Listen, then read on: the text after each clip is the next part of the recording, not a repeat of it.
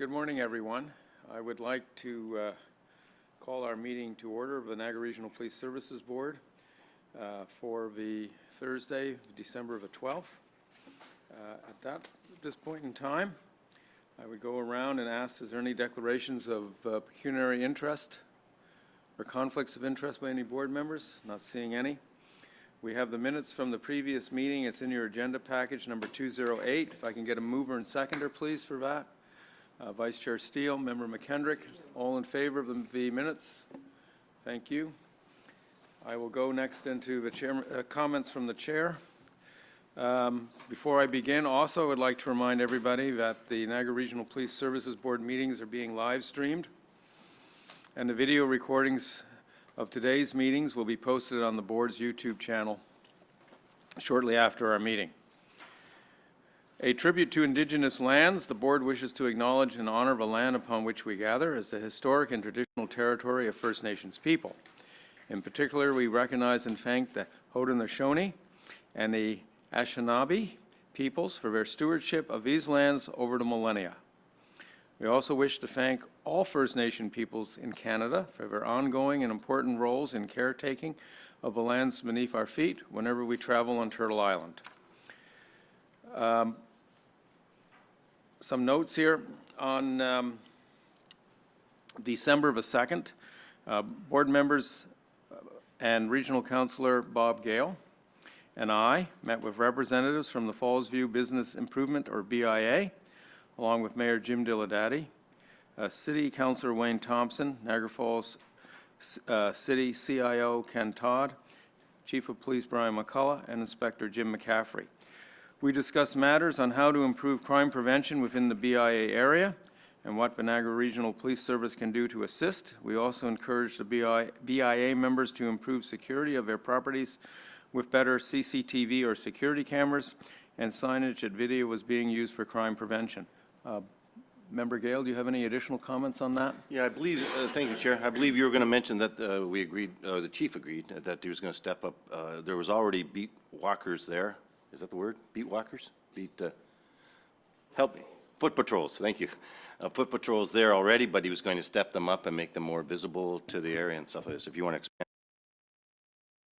Thanks. No, I mean, I think it was an extremely worthwhile meeting, and perhaps during the chief's comments, if he could add to what that meeting, or would you like to give us a bit of an update now? No, I think it was very helpful. I'll provide the update now. Inspector McCaffrey, I think, was able to provide a lot of crime data.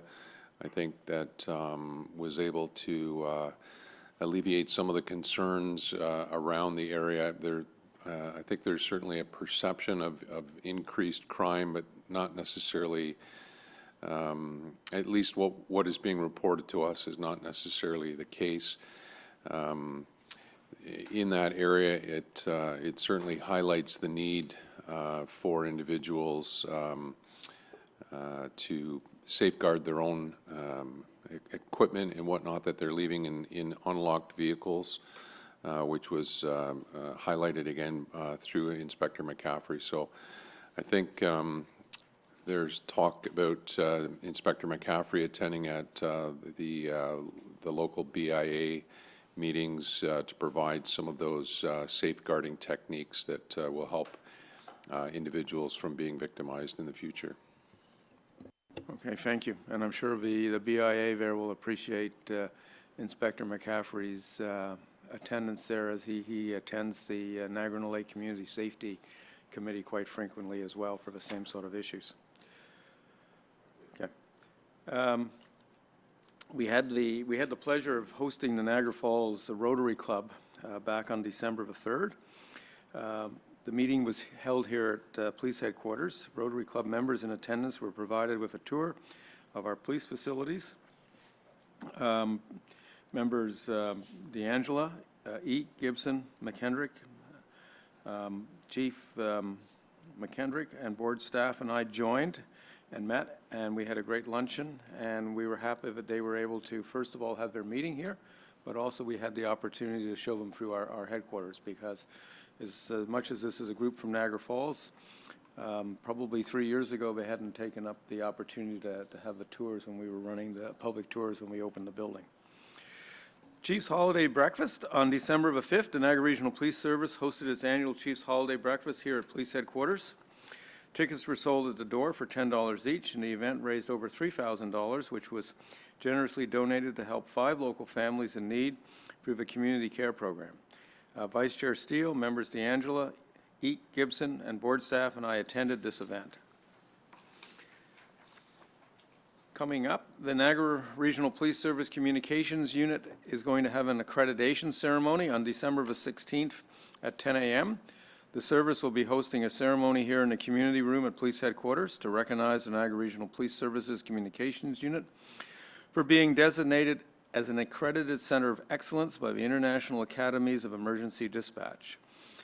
Members DeAngela, Eek, Gibson, McKendrick, board staff, and I will be attending at this event. Another upcoming event, the Niagara Regional Police Services Recruit Graduation and Swearing In Ceremony will be held on December 19th. We will be swearing in 10 new recruits for the Niagara Regional Police Service and 2 new members for the Niagara Parks Police. This event is being held here at Police Headquarters in the community room, and the event starts at 7 p.m. Vice Chair Steele and members DeAngela, Eek will be in attending that event.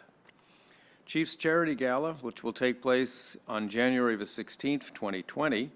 The Niagara Regional Police Service will be hosting its 4th annual Chiefs Charity Gala at the Americana Conference Resort in Niagara Falls. The event begins at 5:30 with a reception, followed by dinner at 6:30. This formal event is a major fundraising for Victim Services Niagara, and this year's guest speaker will be Amanda Lindout, a New York Times best-selling author and expert in resilience and survival and optimal mindset. Vice Chair Steele, members DeAngela, Eek, Gibson, McKendrick, our board solicitor, Mr. McKegg, Ms. Reed, and I will be attending this event. The Joint Regional Police Facility Steering Committee, we have, I think, 1 or 2 images. In my role, as I mentioned before, I chair the Accommodation Steering Committee on behalf of a board and attend the Joint Regional Police Facility Steering Committee at the region. Since our last board meeting, which was about 2 weeks ago, I had the opportunity of being at the site on Tuesday and can talk about some significant, well, I shouldn't say significant, continual moving forward on a number of areas.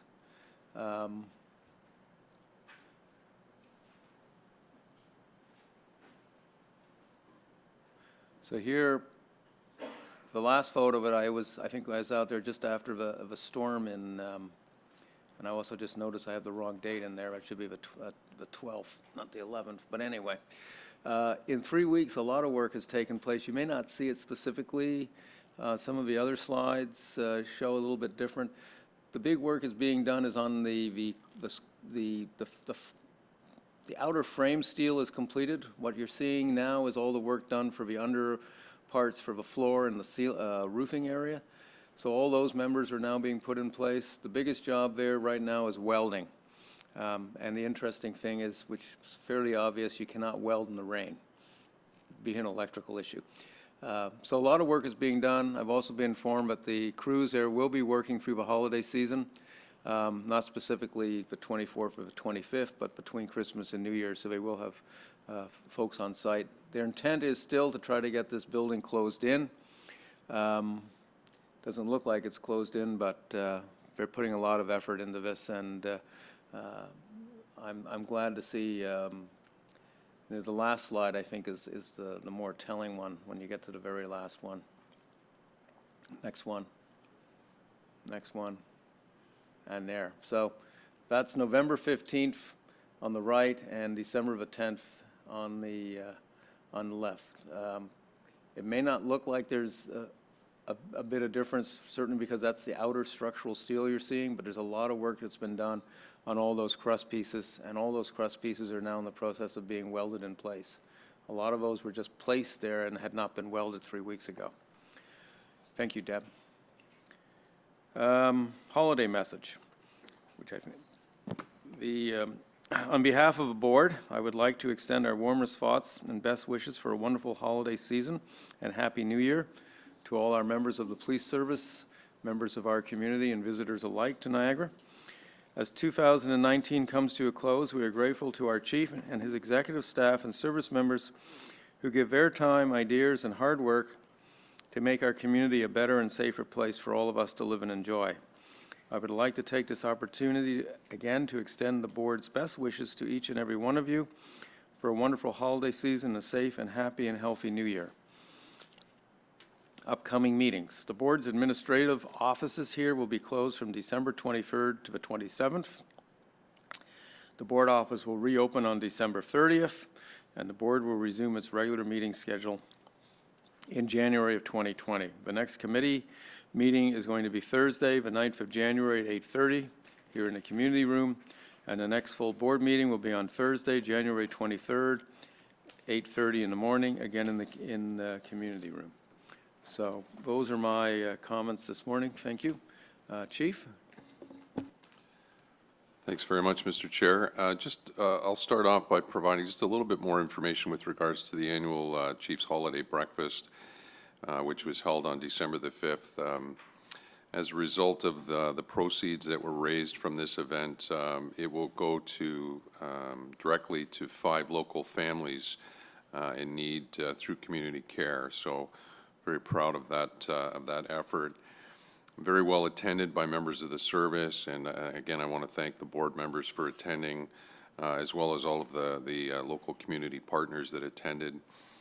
I must express sincere thanks to our Executive Director, Deb Reed, who was the winner of the 50-50 draw, and she graciously donated her $310 that she won back to the cause, bringing the total amount raised to over $3,300.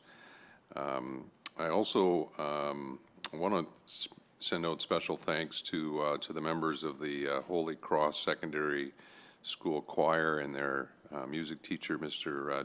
Dumont, again for performing at the breakfast and making it a very festive event. As I mentioned on that morning, choir doesn't seem enough to describe just how talented those musicians are, so we're very fortunate to have them.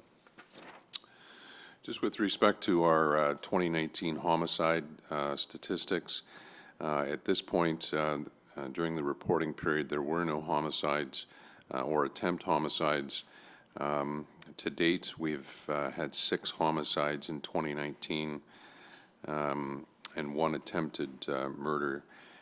Comparatively, in 2018, we had 2 homicides and 7 attempt murders, and in 2017, we had 3 homicides and 3 attempt murders. In 2016, we had 1 homicide and 1 attempt murder. As far as the traffic fatalities and serious collision statistics in November, there were 3 fatal motor vehicle collisions and 1 life-threatening injury motor vehicle collision during the month of November, and I'll expand a little bit further on those. To date, we are sitting at 13 fatal collisions, and comparatively, we were at 13 for the entire year of last year, 16 in 17 and 16 in 2016 as well. So I'll just provide a little bit more information about those 3 fatalities. On Friday, November the 1st, our officers responded to the intersection of Moyer Road and Grassy Road in the city of Welland regarding a motor vehicle collision that involved 2 vehicles. Investigation revealed that a 25-year-old female was operating a Dodge Caliber motor vehicle eastbound on Grassy Brook Road, which is a one-way street, in the wrong direction. The Dodge Caliber at this time had a total of 4 occupants, including the driver. Also at this time, a Honda Civic motor vehicle was being operated by a 20-year-old male occupant traveling southbound on Moyer Road, approaching Grassy Brook Road. The Dodge Caliber traveled into the intersection at Moyer Road, where a collision occurred with the Honda Civic. Investigation determined the Honda Civic had the right-of-way and was unable to avoid the collision. The collision resulted in the death of a 17-year-old male passenger in the Dodge Caliber and non-life-threatening injuries to the other 3 occupants of the vehicle. The driver of the Honda Civic was uninjured, and the driver of the Dodge Caliber has been charged with various driving offenses, and that investigation is continuing. On Monday, November the 18th, our officers responded to the intersection of Niagara Street and Maple Street in the city of St. Catharines regarding a single motor vehicle collision. Investigation revealed that a Ford Fiesta was being operated by a lone 30-year-old male occupant southbound on Niagara Street. Driver lost control of the motor vehicle, which left the roadway and collided with a building on Maple Street, striking a 59-year-old female within the building. Female was transported to a local hospital where she unfortunately succumbed to her injuries suffered in the collision. Driver of the Ford Fiesta was arrested at the scene and has been charged with numerous offenses, including impaired operation of a motor vehicle causing death and dangerous operation of a motor vehicle causing death. On Saturday, November 30th, officers responded to the area of Effingham Street north of Foss Road in the town of Pelham regarding a pedestrian that had been struck by a motor vehicle. Investigation revealed that a Volkswagen Jetta was being operated by a 51-year-old male occupant southbound on Effingham Street when it veered to its left, striking a 66-year-old female pedestrian who had been walking southbound in the northbound lane of traffic. The pedestrian was unfortunately pronounced at the scene, and the investigation into this matter is continuing. And then with regards to the serious injury collision that occurred on Saturday, November 2nd, our officers responded to a report of a collision on Allenburg Road near Lynn Crescent in the city of Thorold. Investigation determined that a 17-year-old male driver along with his 18-year-old male passenger were in an Infiniti motor vehicle traveling northbound on Allenburg Road near Lynn Crescent. The driver subsequently lost control of the vehicle, leaving the east side of the roadway and striking a hydro pole. Driver had to be extricated by emergency personnel and was transported by EMS to an out-of-town hospital with suspected life-threatening injuries. The injuries were eventually downgraded to non-life-threatening, and the male has since been released from hospital. Driver has been charged with careless driving under the Highway Traffic Act. Some items in the news. On Friday, December the 6th, I was joined by Constables Frank Elia and Constable Scott McGill at the Good News Breakfast held at the Greg Fruin Theatre in support of Project Share to drop off just over 1,440 pounds of food that was collected during a Cram a Cruiser event. This event was held here at headquarters from December the 2nd to December the 6th. Food donations were made by various members of the service and members of the public. Just an overwhelming amount of food that took us quite a while to unload from that cruiser that was just jam-packed with food. And it was great to see that amount of food that was able to help so many people that are in need in our community. Also ongoing is the annual NRPS Holiday Food and Toy Drive. Members of the public are welcome to drop off any non-perishable food item or any new or unwrapped toy to any office of the Niagara Regional Police Service throughout the region. I think it's important to note as well that all donations will be distributed within the communities that they are donated in. An investigation by the 3-District Criminal Investigation Branch was assisted by media and the public in identifying a female that was wanted in connection to a rash of retirement home thefts across Niagara. Less than 12 hours after a suspect photograph obtained from surveillance recordings was distributed to the public, the female turned herself into to police and was charged with 21 counts of break and enter.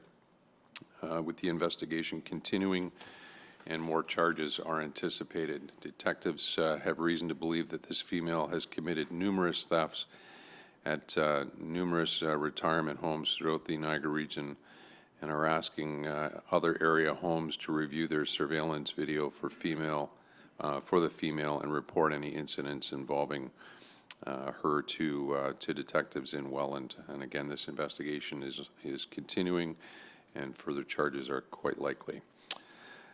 Just with regards to the Festive Ride campaign, on Tuesday, December the 3rd, Niagara Regional Police Service kicked off the Festive Ride campaign by conducting sobriety checkpoints at 2 locations within the city of St. Catharines.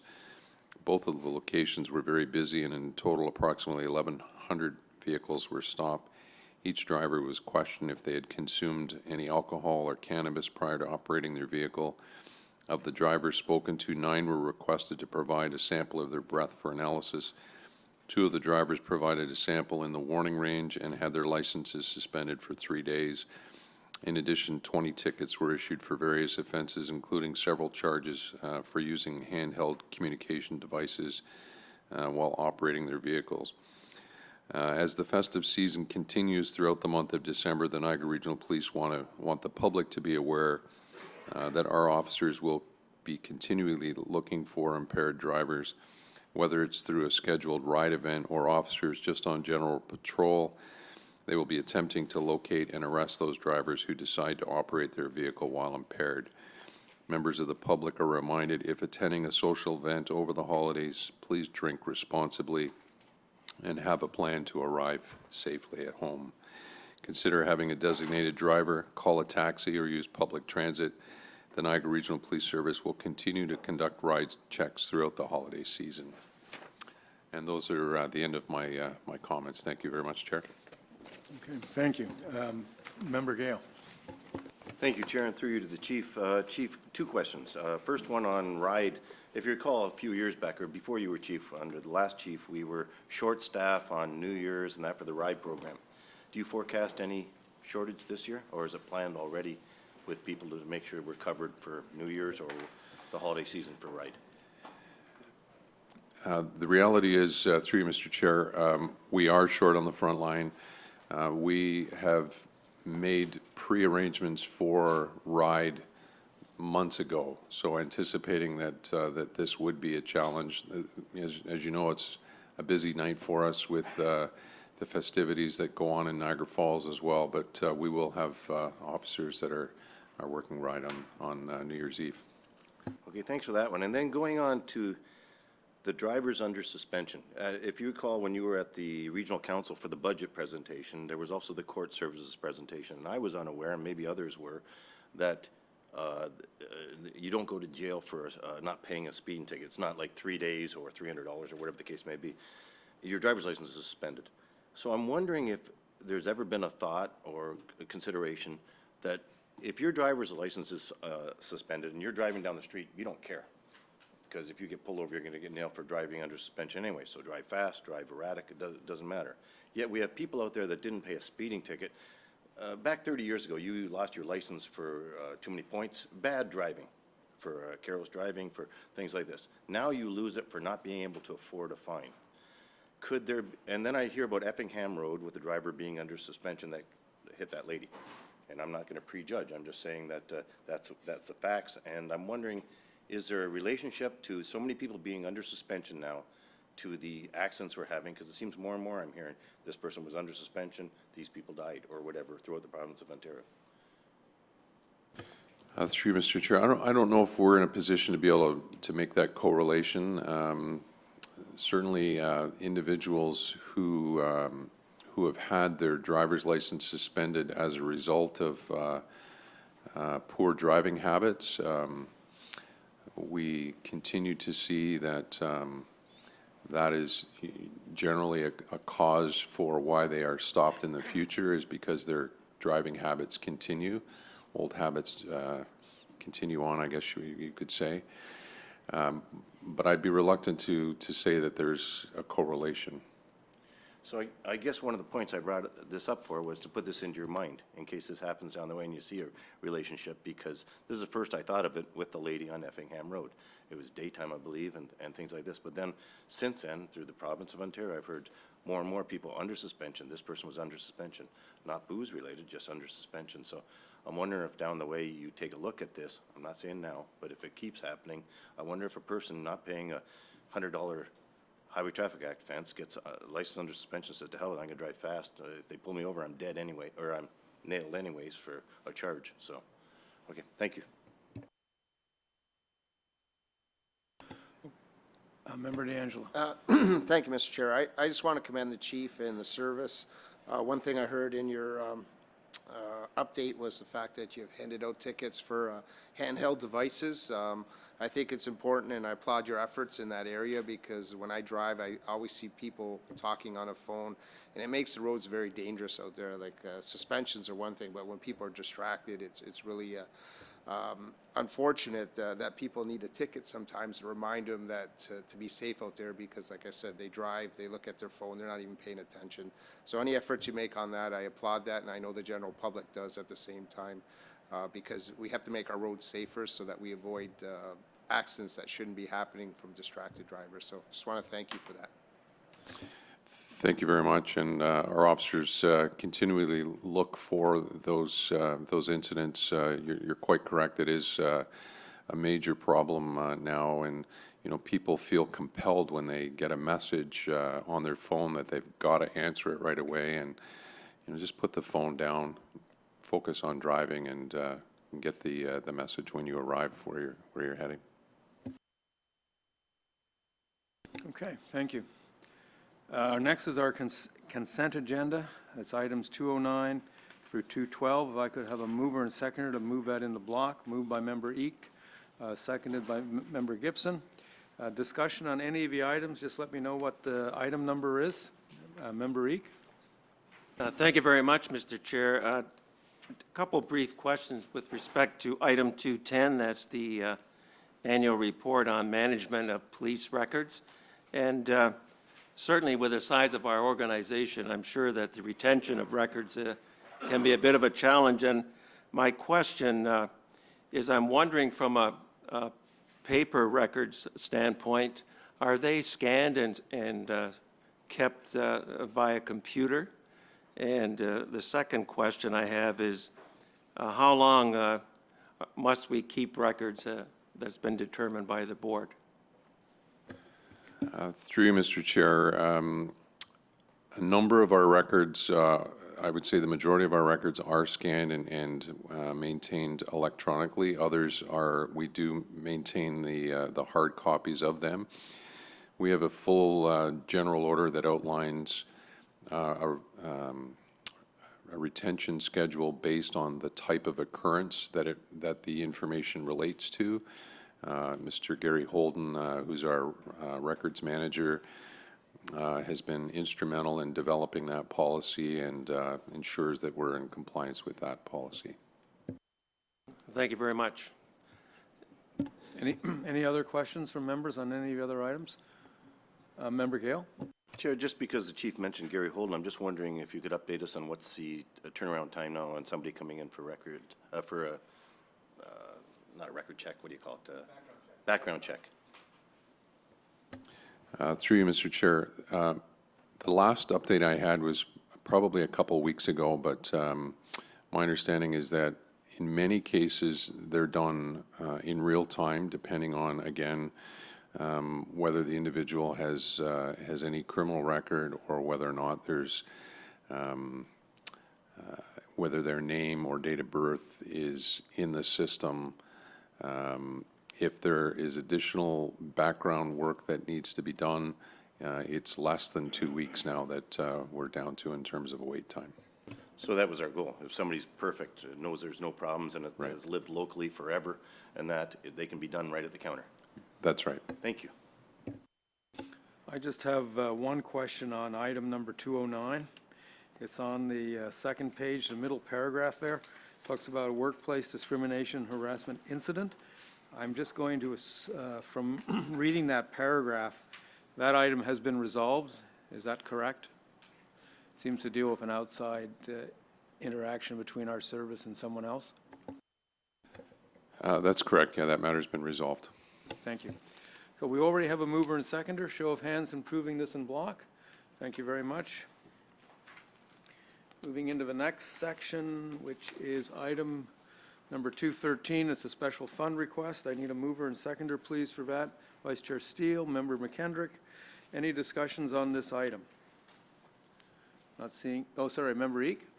Thank you very much, Mr. Chair. Really, it's just a comment with respect to the Chief's holiday breakfast. I thought it was a fabulous event. I couldn't get over how much positive holiday spirit was in the room. It was nice to see the fellowship between staff, and we had guests invited and past employees, and it was really a very joyous event for a good cause. And as the chief mentioned, the choir added another special touch. So I just want to commend, from my perspective, I'm sure everyone that was present, that it's a very, very positive and worthwhile event. Thank you very much. Thank you for your comments. And I would echo that as well, and also note that that was our third one in our new building here. It was extremely well attended, and this venue certainly allowed a lot of room for people to interact with everyone.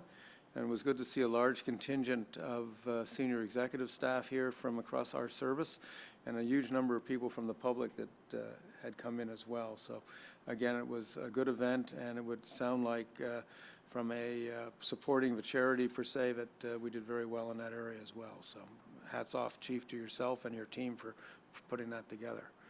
So we have a mover and seconder for this, so just a show of hands. Thank you. Item number 214 is a special fund request. This is for a new group setting up called Niagara Beyond the Blue. I need a mover and seconder, please. Member McKendrick, seconded by Member Steele. Chief? Thank you. This was initially the wife of one of our officers, or partner of one of our officers, Anna Telving, who has put forward this request to start a Niagara Beyond the Blue chapter. I've had Dr. Jennifer Short, who's our psychologist, who's here this morning in attendance, as well as Staff Sergeant Sandy Staniforth, have reviewed the request and are very supportive of this additional support mechanism that would be in place to support family members who are left oftentimes to deal with their loved one who has been traumatically impacted by a major event. In this case, Anna's husband was seriously impacted by some injuries he suffered a few years ago. So she's indicated an interest in wanting to start up the chapter. The request for $2,500 from the special fund is the initial startup costs. From that point forward, the chapter will be self-sustaining, and they'll do their own fundraising. And I think, given the important role that family plays in ensuring that that their loved ones can get back to the workplace as quickly as possible, I think it's a benefit to not only the members and their families, but to the service as well. And Dr. Short is here if you'd like to have any questions of her. I think important is we know that Dr. Short came to us, I think, on the early part of October. We have not had a chance to formally meet you per se, so if you would like to come forward, maybe give one of the things I think is important about this is our involvement in trying to help our members. And we've put in place, such as your role and some of the other work we're doing with the well-being of our membership at large and our employees. Would you have any comments that you would like to make specifically on this area? Please come forward. And welcome to the Niagara Regional Police Service.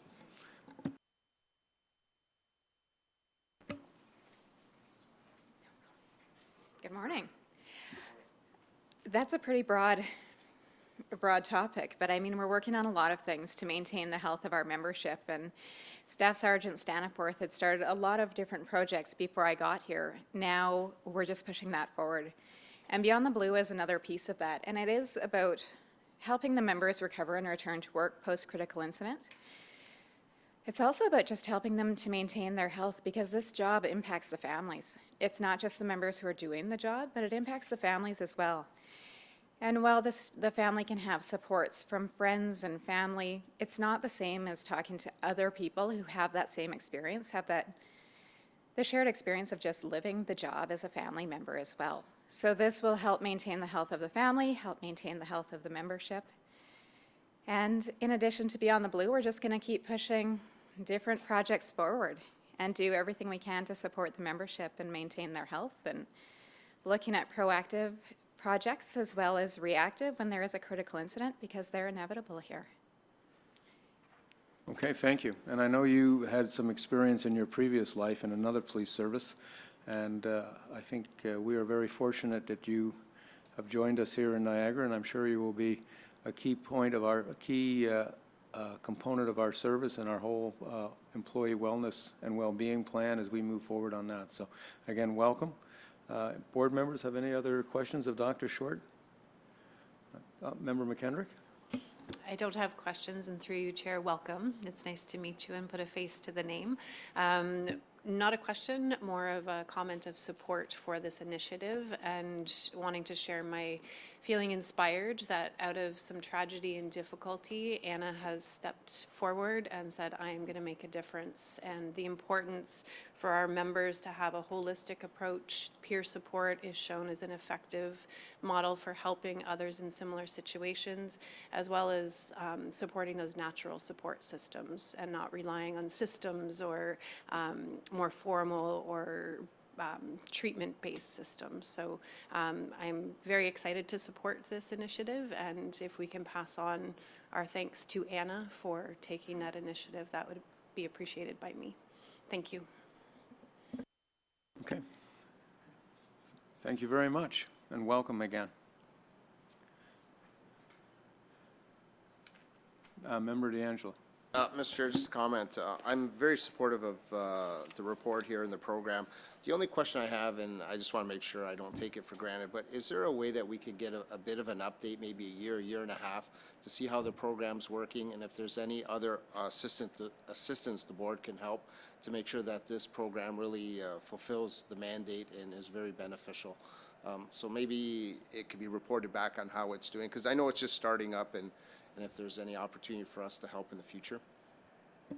I think sort of an overall review of all our wellness issues, because we have the other one officer project, Valhalla, if I'm not mistaken. So there's a number of sort of support groups that are being set up to help our members. So I think if we could get some sort of a handle at the end of a year where all that's going as part of our overall strategy.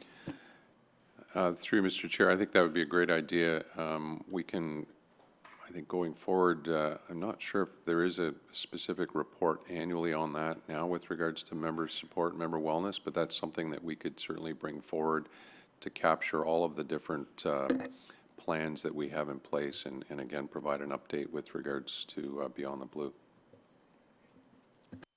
Okay, thank you. We have a mover and seconder. Okay, so we just need a show of hands in favor. Thank you. We've got item number 215. It's a special fund request. It's the disaster resilience. I think they hold this every year. It's coming up in March. Mover and seconder, please. Member Eek, seconded by Member Gale. Any discussions on this item? Not seeing any. Show of hands in favor. Thank you. We have a new item on the agenda today. It's item number 216. It's a report from the region. I'll just read what the motion is on this one, because it's a last-minute item that came in. That the board endorses the Chief of Police request to the Ontario Provincial Police to conduct a full investigation into the allegations contained in the Ontario Ombudsman report titled Inside Job. I know the request came to us from the region. There has been consultation with the chief on this. I'll ask him to speak on that in just a second.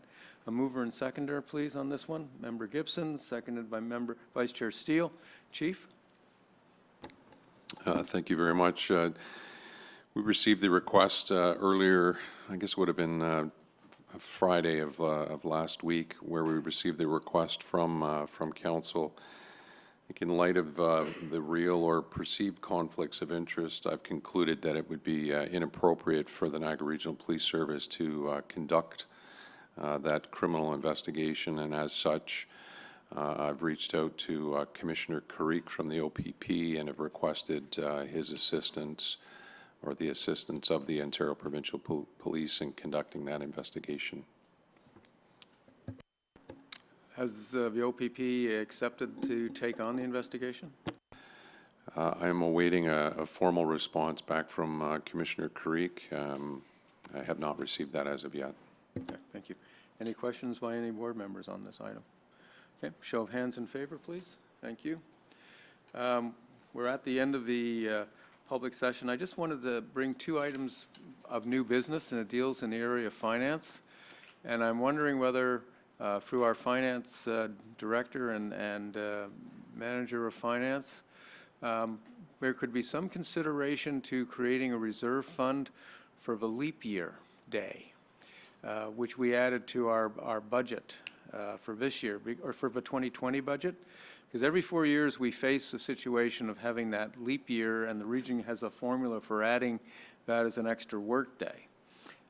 In our case, for 2020, if I remember from the budget, which is not directly in front of me, it was somewhere in the area of around $700,000. But if we had a reserve fund where we contributed $200,000 a year, every time we would come up in the 4 years, we would have that money already set aside that could be applied to that. So that would be one of the areas that I think maybe I don't know whether a reserve fund for that works, or whether under specific regulations or rules of the region's finance, whether we would even be permitted to even set that up. So I would just throw that out there as something that maybe could be looked at and maybe report back, or maybe you're going to tell me now it can't be done.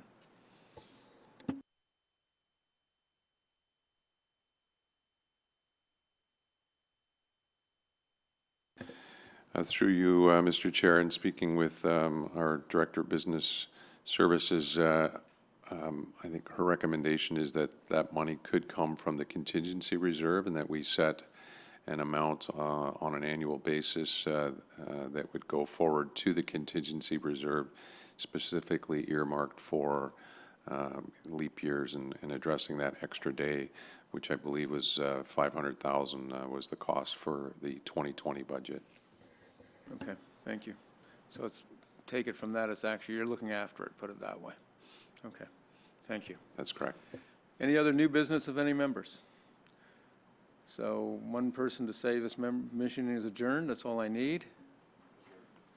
Vice Chair has moved on that, so we are adjourned of public session. Thank you very much.